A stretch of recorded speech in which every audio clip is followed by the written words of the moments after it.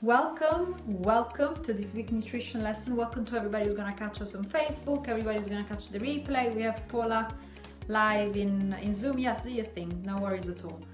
So, yes, here's the book. I love it. The book is always a great reference for these conversations, although obviously we're focusing specifically around nutrition and emotional eating, and I have just jotted down some notes of where I want to take the conversation this week, because I think we had a very powerful conversation last week revolving around cravings, and it's a powerful topic, and it's one that is worthy of our time and attention over and over again, because it's essentially a topic and a subject, Danielle, where I see so many people fall so often, and I still experience cravings. Let me clarify this, it's not the goal of these lessons and of you progressing along the way and on the journey is not to get to the point where you do not experience any cravings any longer. I personally do not believe that that's attainable.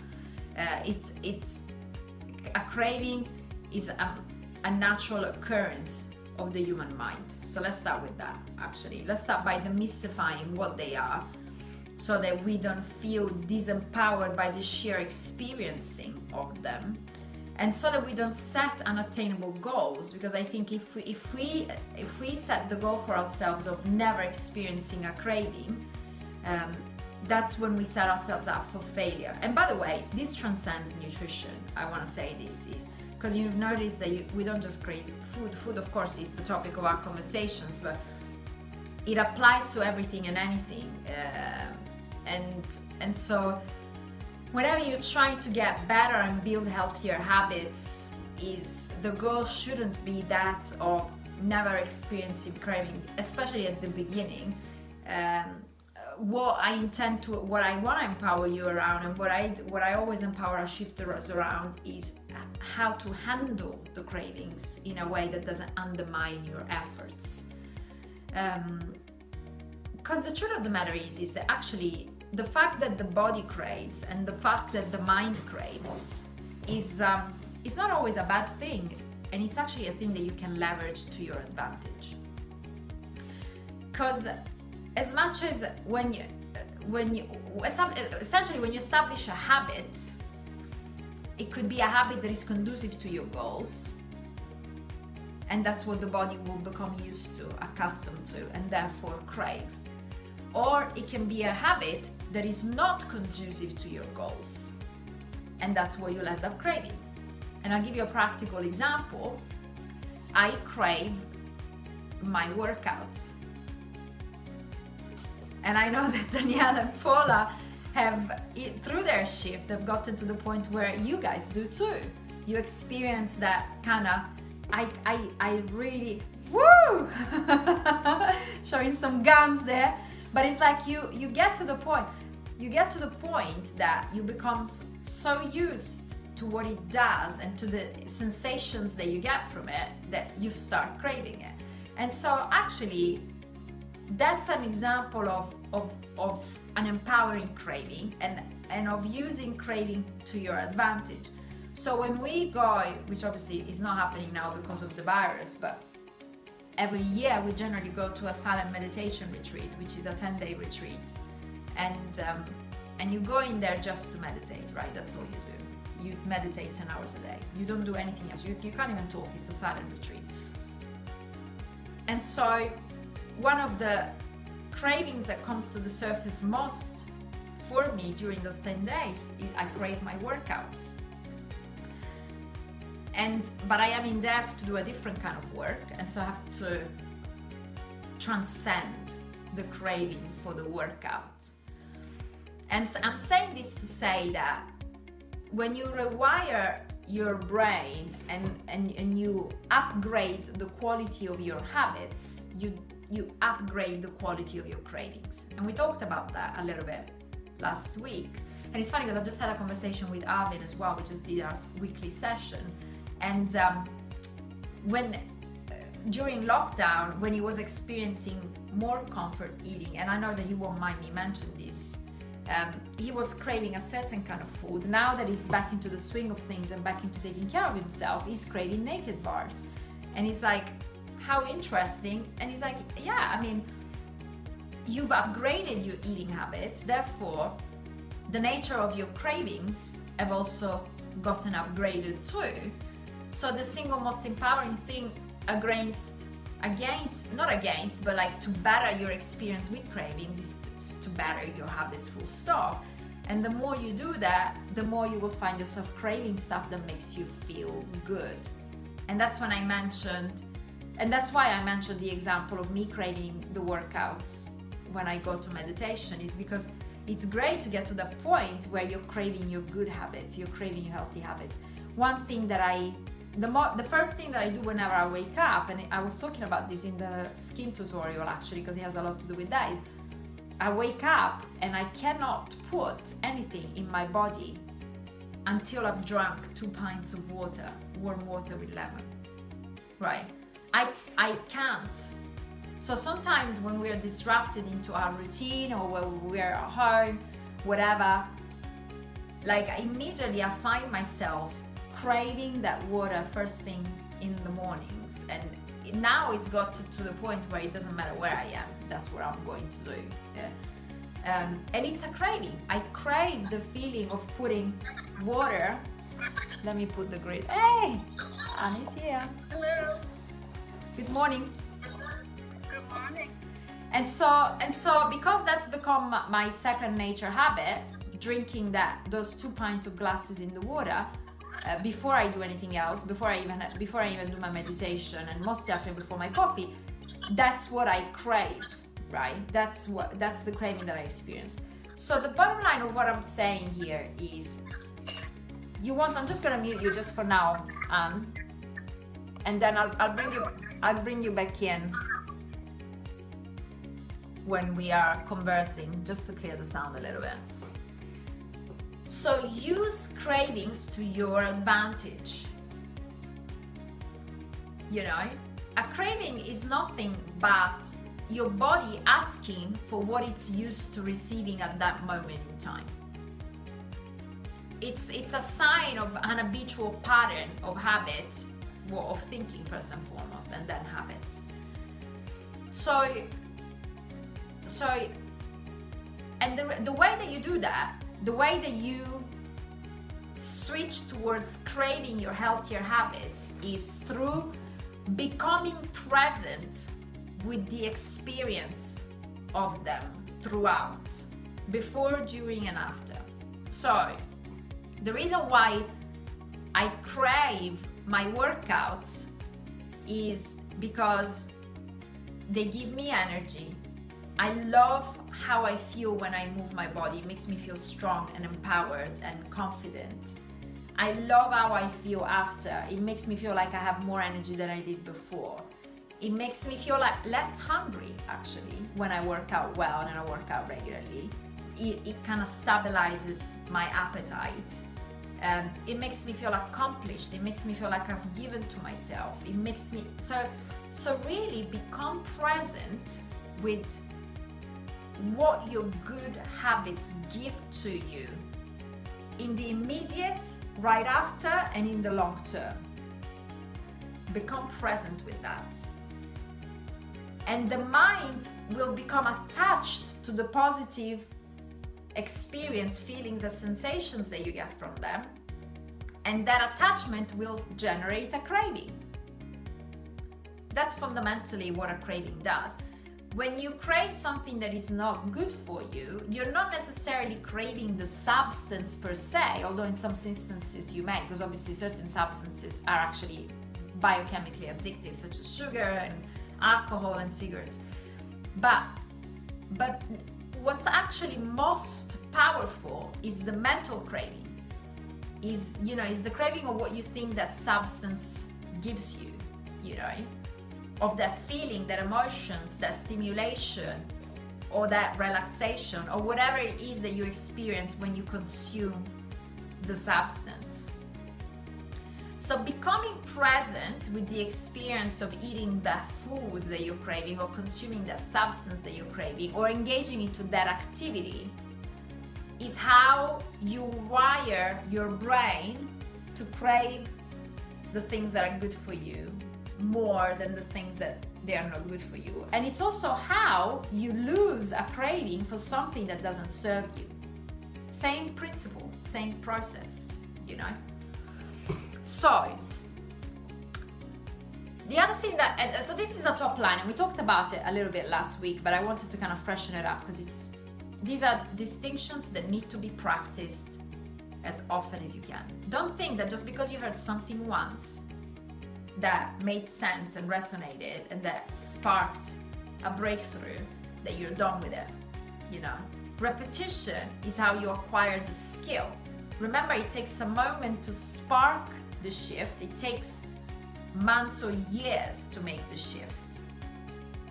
And I have been doing this professionally for years, and I still practice every day reinforcing my positive cravings every day. Like it's a daily exercise. And of course now it doesn't take that long, and it is quite quick to kind of get back into the swing of things when I feel like I've kind of lost my momentum or take things to the next level.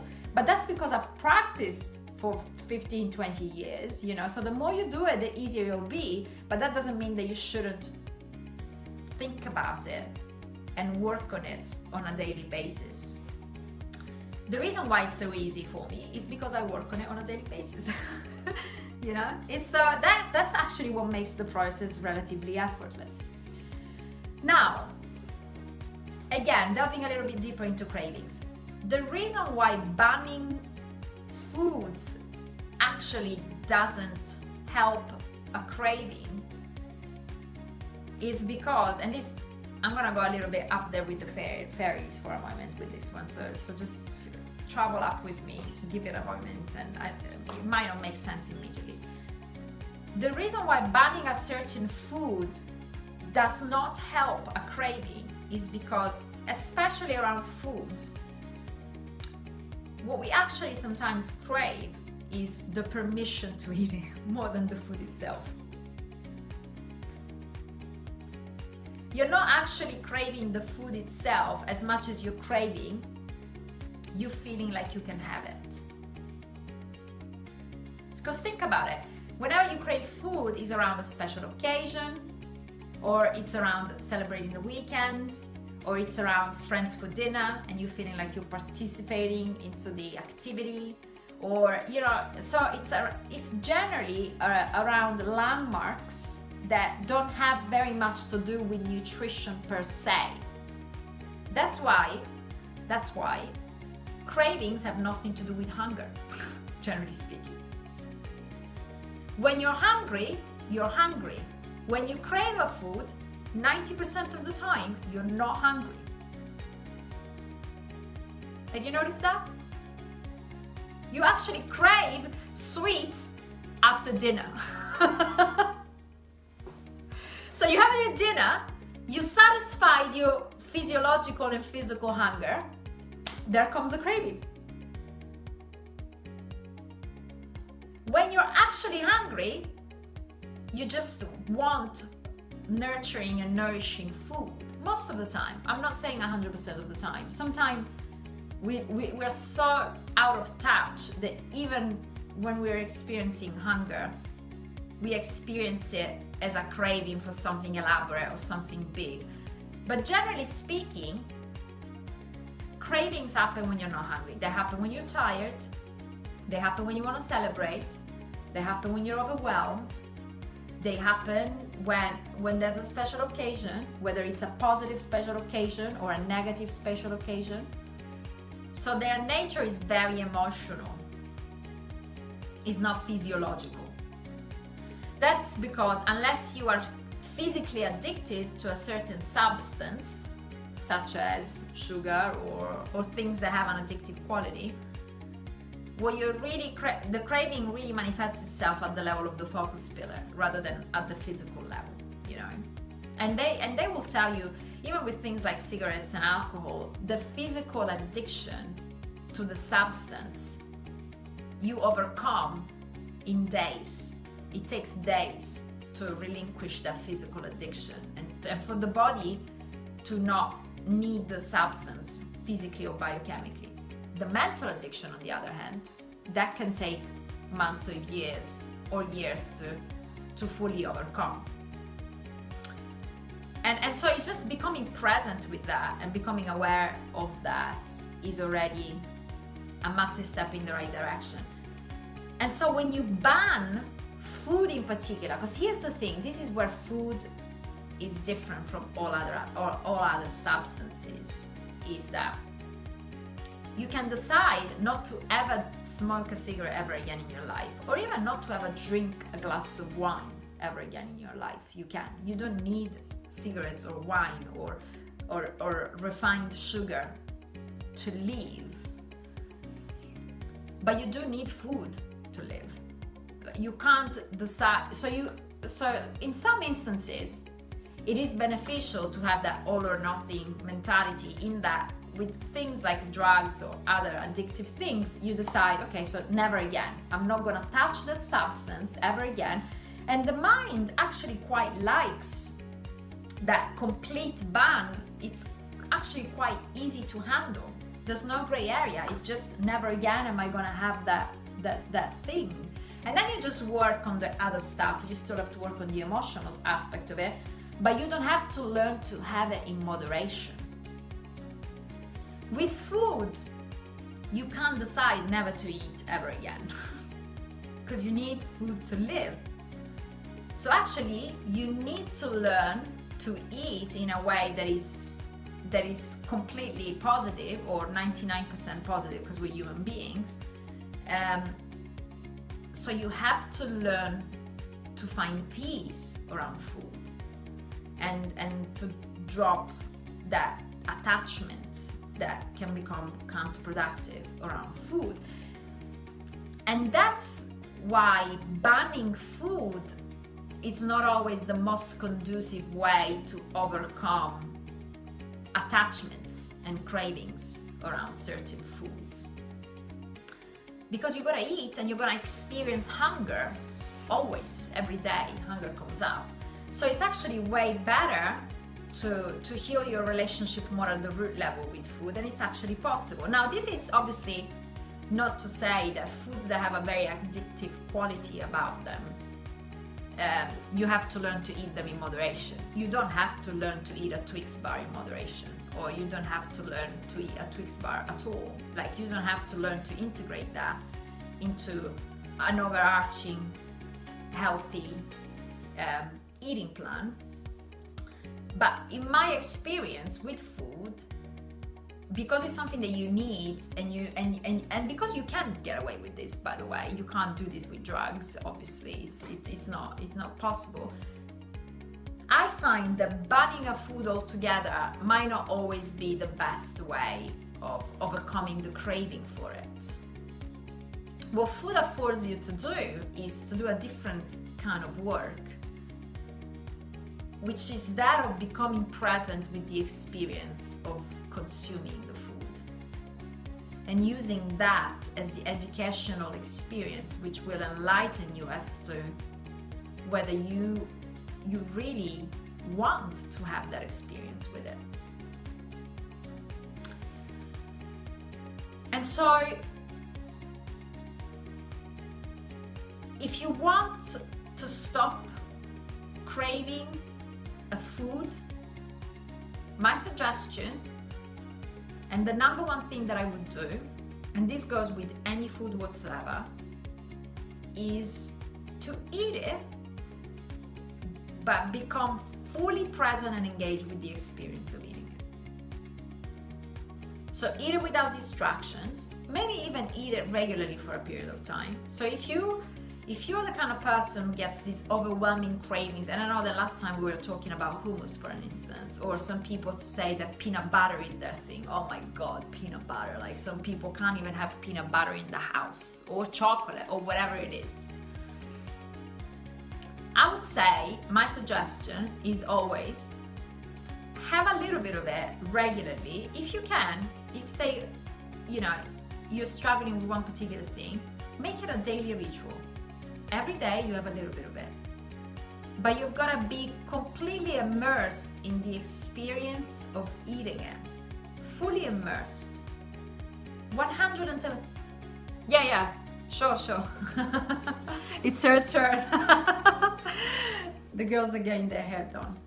So become fully immersed in why do you crave it? Why does it taste so good? What do you enjoy about the experience of eating it? How much of it feels good? Like, what's the threshold when you're eating it that goes from it feeling pleasurable to it tipping into displeasure? Use that food as a self-development tool, because really that's what you're doing. You're using food for self-development. And just and give yourself a full week or more to go to delve deep into it. Like I was telling you, during the lockdown, I decided that my regular treat, and I use me as an example to show you that I'm still doing this work. It's not, you're not done. You just take it to the next level, and then the next level, and then the next level. And so during the lockdown, my treat was this decadent and beautiful vegan chocolate cake that some guys make near where I live. And I decided that was gonna be my treat, and I allowed it, and I bought, I remember it was around my birthday, early June, I bought a full order of it, a full tray of it, and I put it in my freezer, and I would have it at the weekend or when I feel like I wanted the treat. And I started becoming so present with, first of all, what I enjoy about it, and what it does, and what it gives to me. Because you're never, you're never craving the substance, you're craving what it does for you. You're craving the pleasure that you get out of it. Or the supposed pleasure, by the way.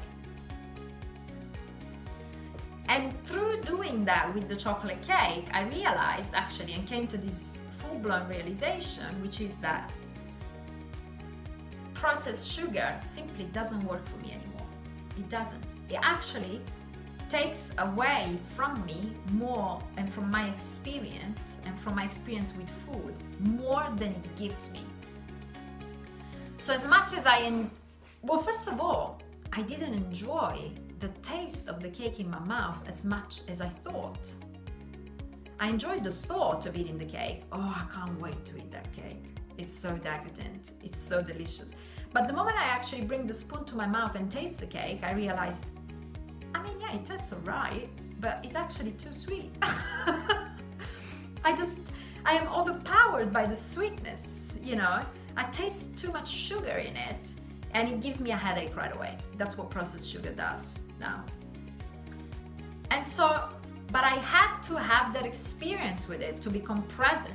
So the way that I stopped craving the chocolate cake was not by banning it from the house.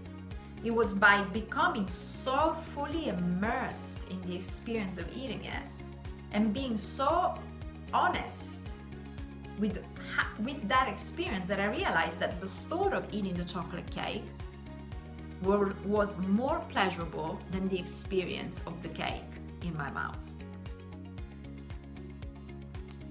So my suggestion to you guys, as little additional or complementary homework to what you're doing, is think about one food that you think that you absolutely love, and that you experience a craving around, often.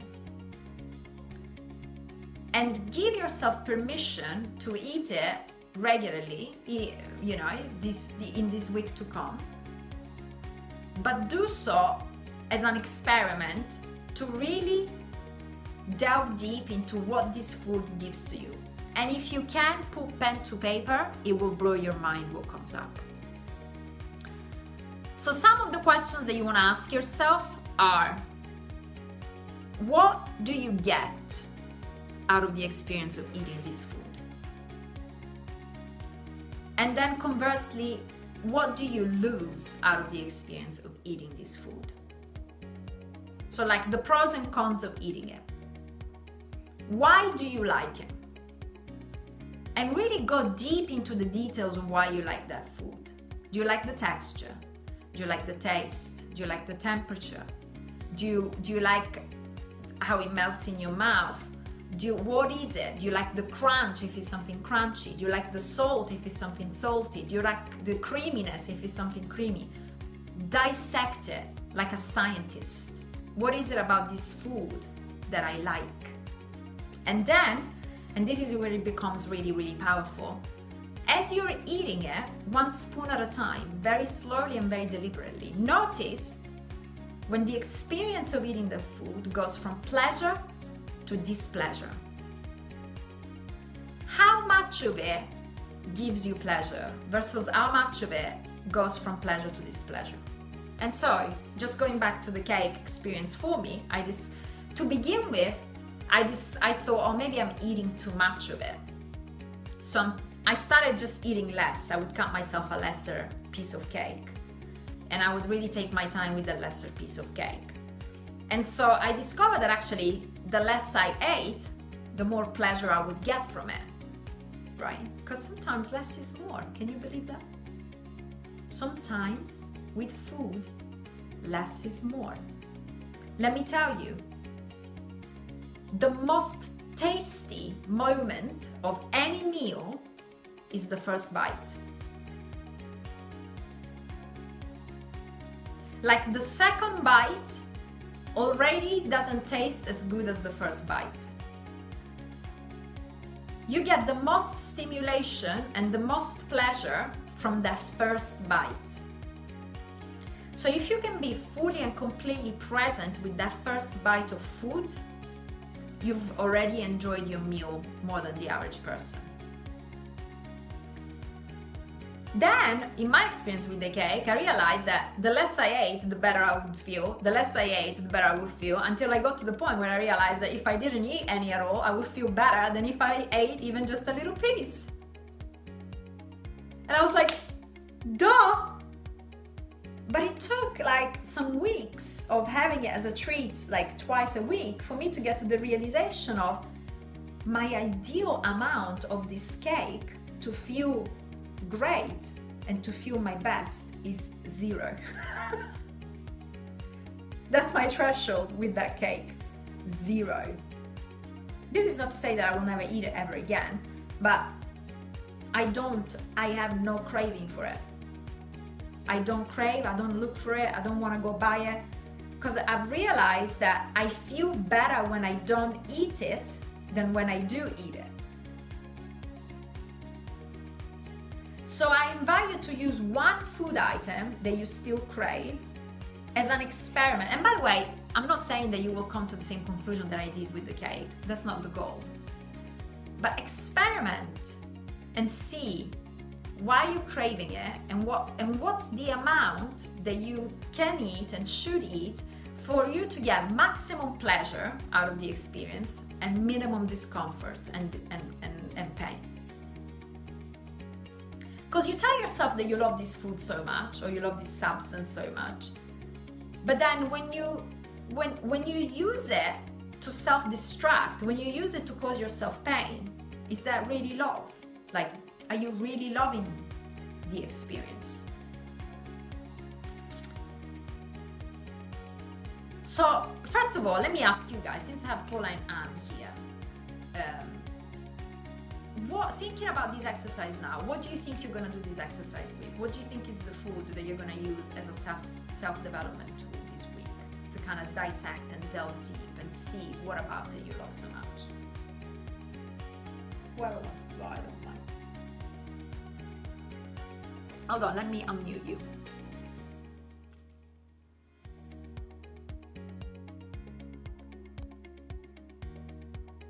I asked to unmute you, but I think you have to unmute yourself. Oh, see, I hear you. Okay. Well, when you started talking, I immediately thought about some licorice that I have in the drawer, and my mouth is watering. And craving licorice this week. And I bought some. It's in the drawer. Wasn't present thinking about it until you said something. About cravings. Yeah. I love it. And my mouth's watering now. Sure. Just thinking about it, absolutely. That's what the craving does. It sparks the desire on a physical level. So I invite you to use the licorice as this food item that you can, and really and just take a piece and chew it, and as you chew it, write down all that you like about it. Why am I enjoying this experience? What is it that I like? Is it the sweetness? Is it because licorice is quite a distinct taste. Is it the chewiness? What is it that I'm getting out of this? Write it down. And until you reach the point of satisfaction, where you feel like, okay, I've eaten enough, which could be one licorice or the whole bag, who knows? Just let yourself play with it. And notice, and then after you're done, what is it about this experience of eating one piece or one bag of licorice that gave you? What is it that you got out of it? Why do you enjoy it so much? And see what you discover. Again, like I said, the goal of the exercise is not like I discovered with the cake, to discover that you don't want to eat this item any longer. Is to discover how much is enough for you to get the maximum amount of pleasure with no pain or discomfort at all from this food item. Make sense? Yeah.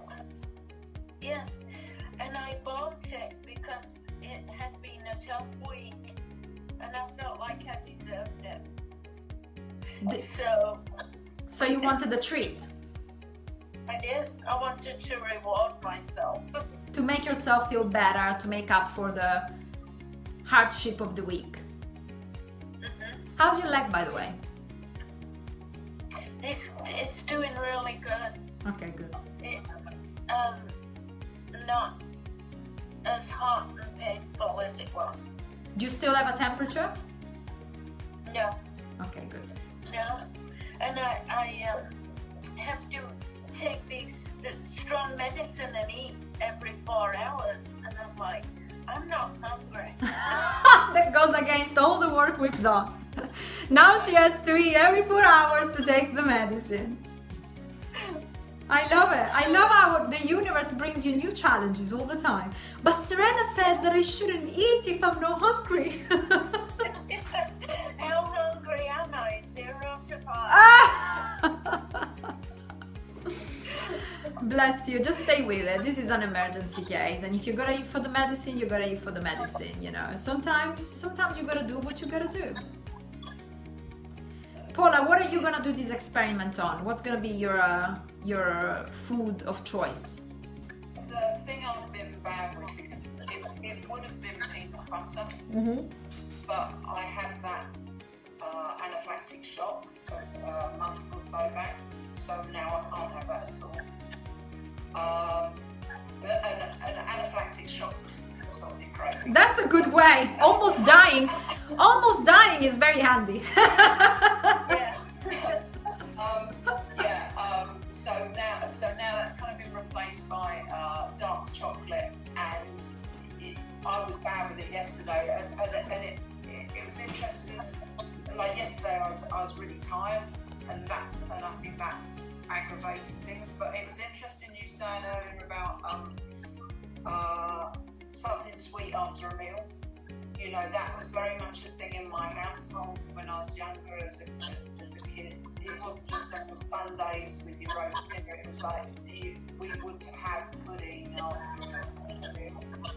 And so I always have this kind of, and like you say, I am not hungry, but I want something sweet after dinner thing. So I think food-wise, I want to focus on the chocolate, but I also want to feel that thing about the after the meal thing as well, maybe. And explore what it is. Well, first of all, explore how good it tastes, that dessert that you're having after dinner. And what is it adding to the dinner experience versus what is it taking away? You know, because you might discover that there is a certain something that you can have after your dinner which enhances the dinner experience without taking away from it. You know? Paula, go on. Sorry. I was going to say, I mean, we don't have puddings we don't have them in the house particularly. We don't necessarily do that, but I always have almost like this, like something in me, and it's quite a powerful sort of draw to then have the sweet thing. So I don't always follow through with a thing on that. Right.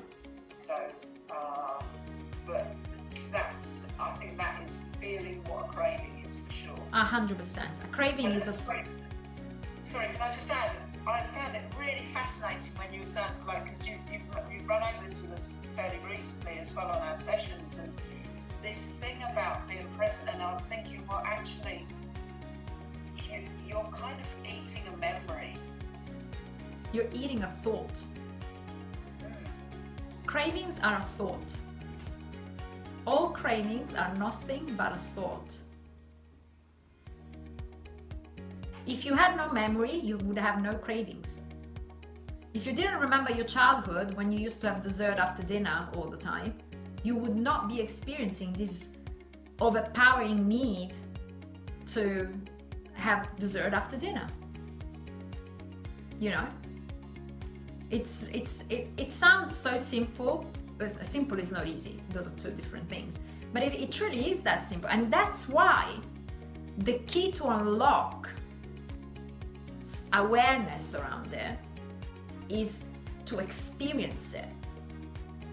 Rather than thinking about how good the cake is, taste the freaking cake.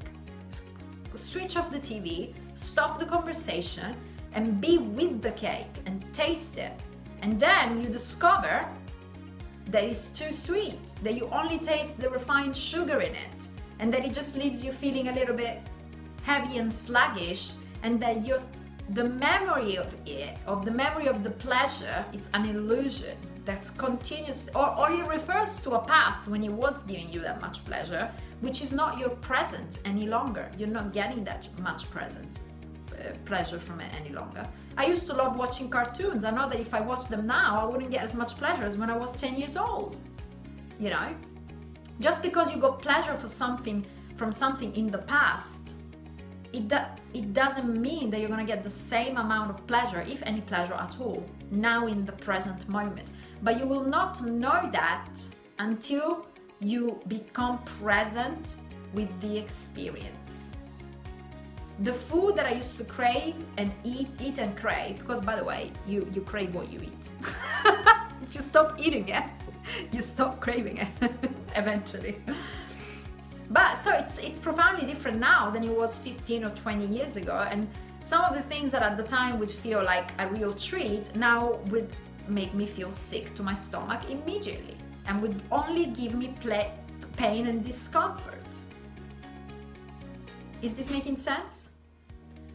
I had the most powerful experience, and that's how I want to end this conversation today, with my peanut butter cookie dough balls that I've recommended to all of you, so I'm sure all of you have heard of them or even made them at some point or another, which I decided when I became present with the fact that that cake wasn't doing it for me anymore. I was like, my realization at the time was, I actually so much more enjoy my homemade cookie dough peanut butter things. I actually enjoy those way more than the cake, because they give me the same experience of a sweet treat without the headache and without that harsh sweetness that comes from refined sugar. And so for a period, I was eating one of those every afternoon. And then I decided to make it like the weekend after dinner treat. And let me tell you this, I was having one in the afternoon with my tea, with no distractions, being so present with it. And I would get so much pleasure, joy, and satisfaction that one would just do it for me.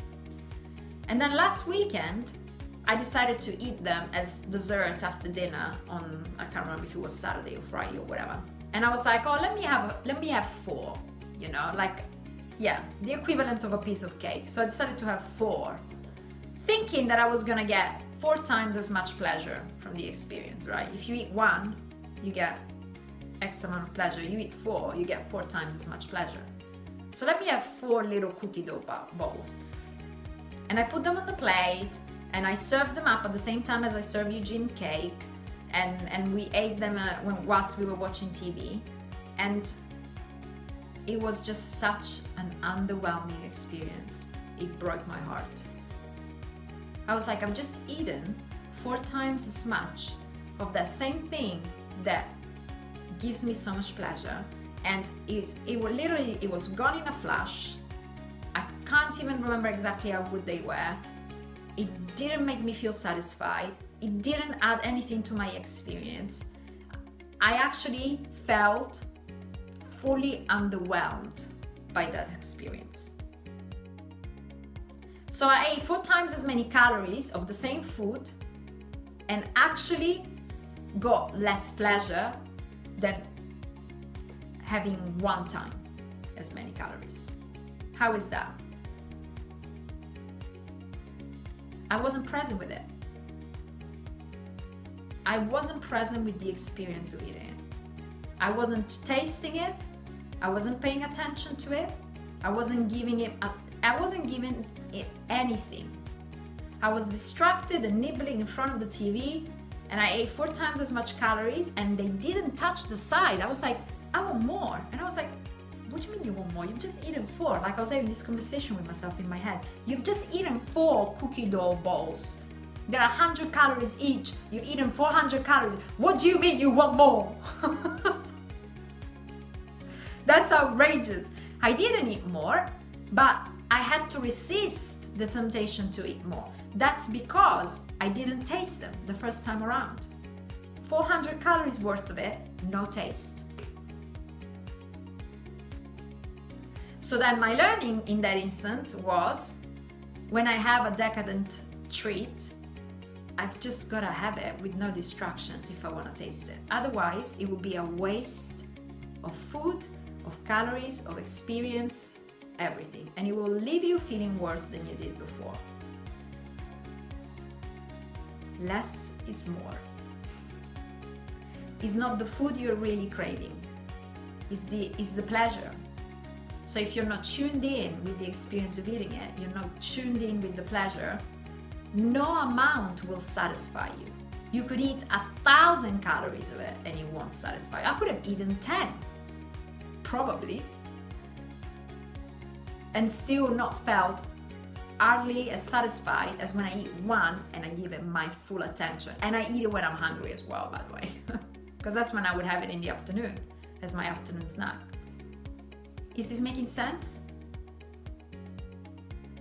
So try it for yourself, experience it on your skin. And remember, if you love it so much, if you love that treat so much, if you love the food so much and you're not paying attention to it, what is it that you're loving? What are you actually loving? If you went on the date with the man or woman of your life and you spent the whole time on the freaking cellular phone checking social media, would you be honoring this date? Are you really with that person on the date?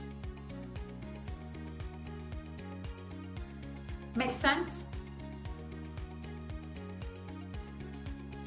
Any final thoughts, comments, remarks, sparks, things that you want to share, or anything at all? Yes, Paul. So it just reminded me of, I had this flashback to this memory of like when I must have been 16 or 17 and I used to do a Saturday job, and I love like cupcakes, like the chocolate cupcake things, yeah? With a chocolate on top and then chocolate cupcake, and I got a box of these, a box of 6, and I ate all of them. And they're quite big. I've never eaten them since, but I remember having this like urge to have. It was such a I love this whole thing about being present. because I don't remember I was saying, I think it was that rum canellis, these little things that I like from Paul's. Yeah. Patisserie, or whatever it is. And I know that eating them, they're not huge, but I'm only really there for like the last two mouthfuls, because I'm not present when I'm having it. So you actually don't even know if you really like these things. You think that you like them. No, I know I love them, because I know I love them, but I don't know where my head is at. I'm so consumed by the craving, or the I've got one, and I generally eat fast. I eat, like, especially hot foods. I don't want the food to go cold. I've got a microwave. Not a big dish, you know. So I if it's not touching the sides, then you might as well have taken a tablet or a pill, Right. food pill or something. Right. Powerful, right? So powerful. Yeah, I love this. This is really fab. Really love it. Anne, did you want to say anything? Let me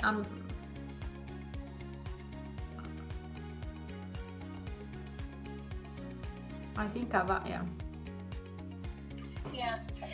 You know, like you said, the first bite is pleasurable, and then after that, it's not. I liken that to, an alcoholic. The first drink gives them the high, and then they keep eating, but they do not find that high again. And that's what it's like. If you keep eating, you're just gobbling it down. You're actually, Mindlessly. for each subsequent drink, you're going further and further and further away from the very feeling that you're chasing. Right, yeah. That's what it's like. So if you're not present, you're not thinking about enjoying your food. You just... Autopilot. Yeah. That really makes sense. We have to be present in everything, all the time. Especially the things that we are doing or pursuing or experiencing to get something good out of. Yes. Because that's what the goodness is, it's in the experience of that very moment. Instead of just going through the motions. Thinking about how good it is, but it's like, are you actually experiencing how good it is? Mm-hmm. Yes, Paula. Sorry, can I just say something else? That just we watched this cookery program last night, and I must admit I've never been that into cookery programs, but so I can't remember the name of it. But there was I think it was 5 different people did a dish. And then the judges were blind testing, so they didn't know whose it was. And so the judges said they've got a beautiful plate of food, but they're taking one mouthful. And I remember watching that at the time and thinking, God, it looks so good, I want to cook. I struggled to leave. But in actual fact, from what you're saying, that they were all different dishes.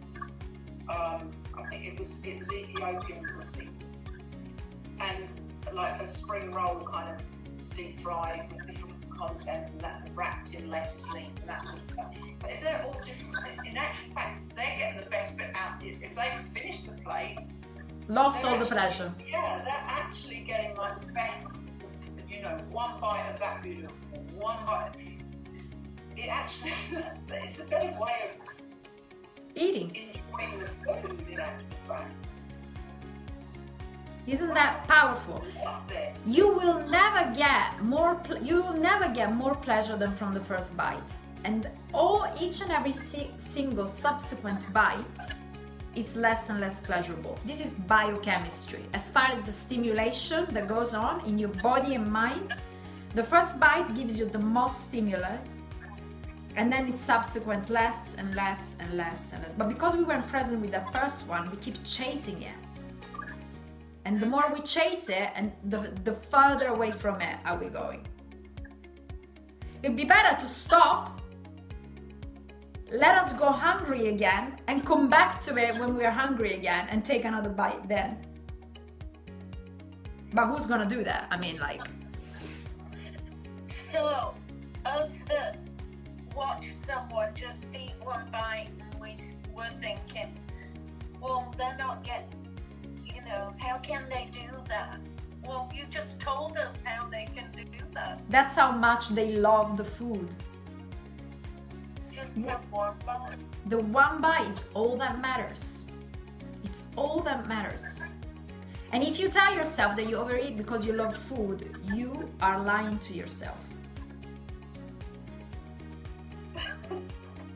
If you overeat, you do not love food because you're not paying attention to it and you're using it to self-sabotage and to hurt yourself. And you don't do that with stuff that you love. If you love food, you sit, you close your eyes, you get lost in the experience. The moment you've had enough, you stop.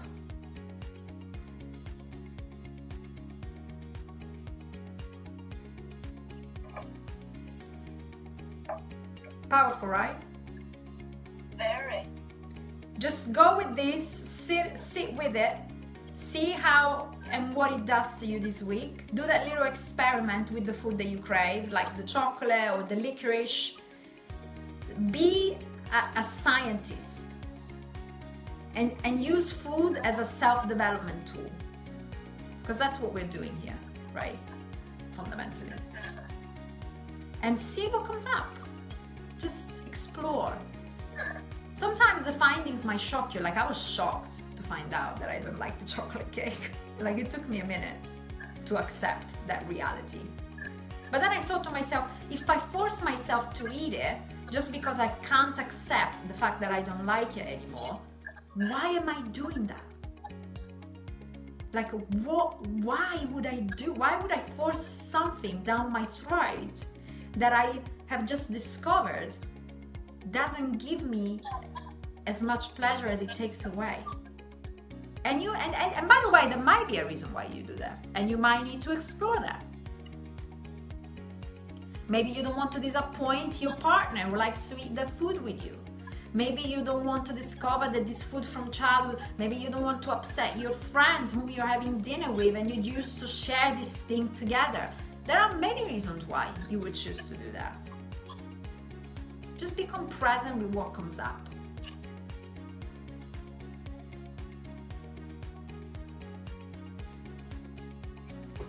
Okay guys, we're going out for dinner tonight. Can you believe that? Speaking of which, it's gonna be fascinating. We'll see if this food is gonna taste as good as I remember it to. I might discover that I don't like my favorite restaurant anymore after 4 months of lockdown. Hey, who knows? Watch this space. You got to let us know how that goes. Ah, for sure. You'll be first to know how it all goes. Any other questions or comments or things that you guys want to share? No? Thank you for being there. It's so nice to see you, as usual, Anne and Paula and Danielle for a minute. And yeah, stay tuned and have a fantastic weekend now.